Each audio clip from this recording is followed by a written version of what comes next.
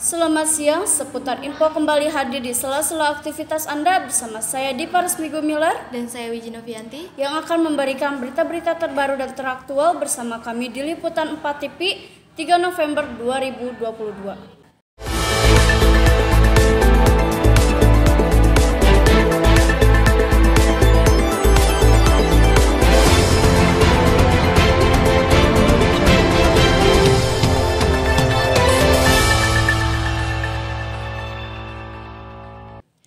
Pemirsa, seperti yang kita ketahui, akhir-akhir ini di sosial media sedang dihebohkan dengan tragedi Halloween di Itaewon, Korea Selatan, yang menyebabkan 153 tewas dalam tragedi pesta Halloween di Itaewon, Korea Selatan.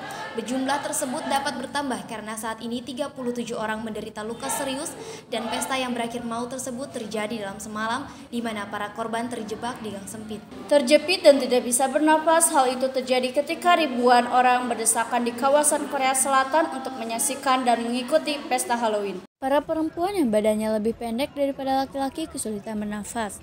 Hal itu diperparah dengan kostum Halloween yang digunakan menyesakan pernapasan.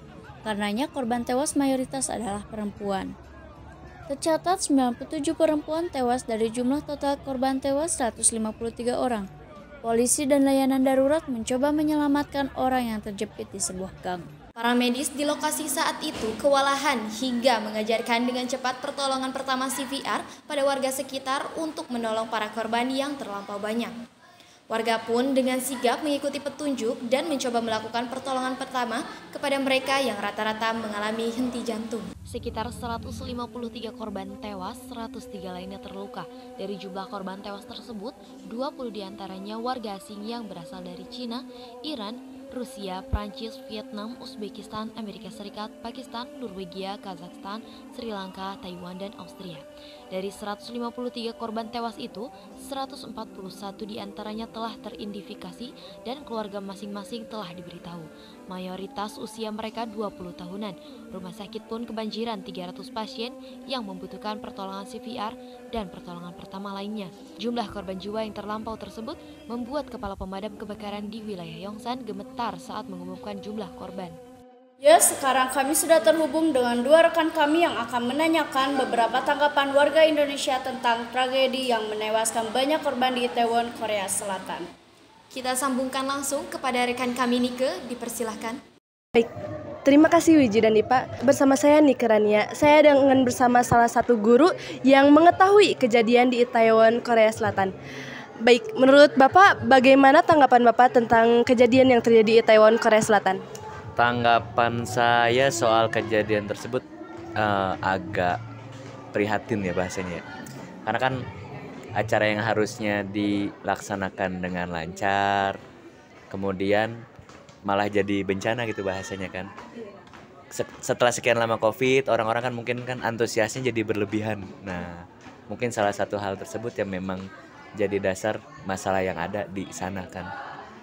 Saya juga nggak tahu pasti gimana ceritanya, tapi yang saya tahu pasti banyak orang yang meninggal, itu aja sih. Menurut Bapak, apakah itu merugikan banyak orang? Kalau menurut saya pribadi, kalau untuk merugikan mungkin untuk beberapa keluarga yang ditinggalin ya merugikan. Untuk negara yang memang jadi tempat kejadiannya juga dianggap kayak merugikan. Tapi diambil sisi lainnya, ketika memang kegiatan itu kan dimaksudkan kan maksudnya untuk menghibur orang-orang kan. Nah, kemudian kan bencana juga kan nggak ada yang tahu. Jadi ya dipertimbangkan yang memang kalau dirugikan atau enggak balik lagi kepada memang orang arahnya kemana. Kalau buat kita sih ya saya sih cuma ikut prihatin aja karena banyak yang meninggal, udah itu doang, sekedar itu doang. Baik, terima kasih Bapak untuk tanggapannya dan untuk jawabannya. Saya kembalikan lagi kepada Wiji dan Dipa yang ada di studio.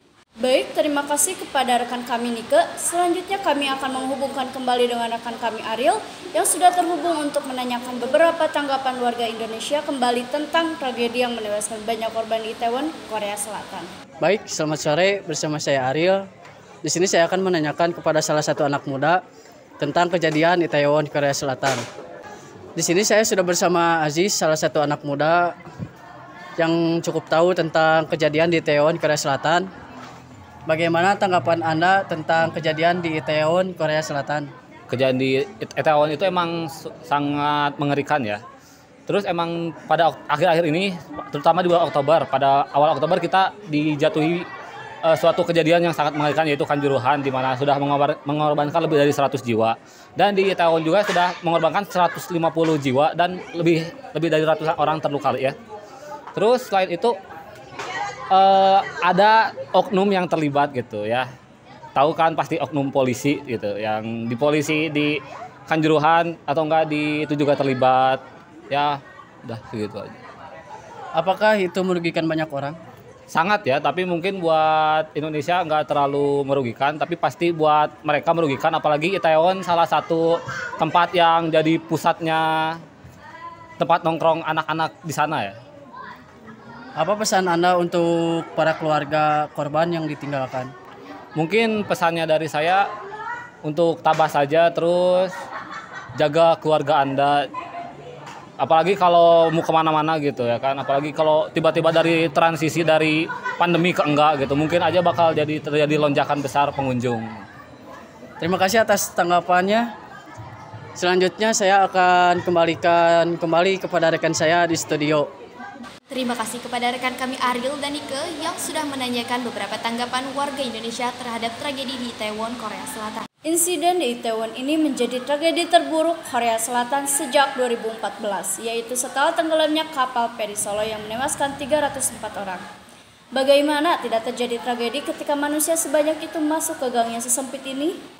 Presiden Korea Selatan langsung menyatakan bagian tengah Yongsan, di mana Itaewon berada, menjadi kawasan bencana khusus.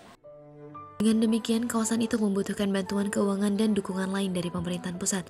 Presiden mengumumkan masa berkabung nasional dan seluruh Korea Selatan diperintahkan untuk mengibarkan bendera setengah tiang.